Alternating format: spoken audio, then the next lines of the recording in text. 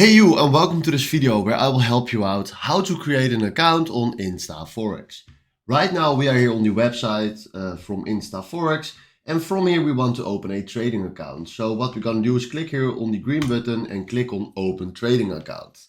Then right now we need to complete all the steps right here, so we will do this. And then after this we click on register. We received a code, so we fill this in and then we do continue from here. And then from here, we can do all these steps right here, but we want to create an account. So we click immediately on open account and then do I agree.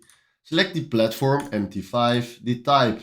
Let's do a demo account. That is fine, but you can decide here what you want to do. So let's do the ECN MT5 demo. Leverage 101 is fine. Currency USD. And let's do a balance of 100K.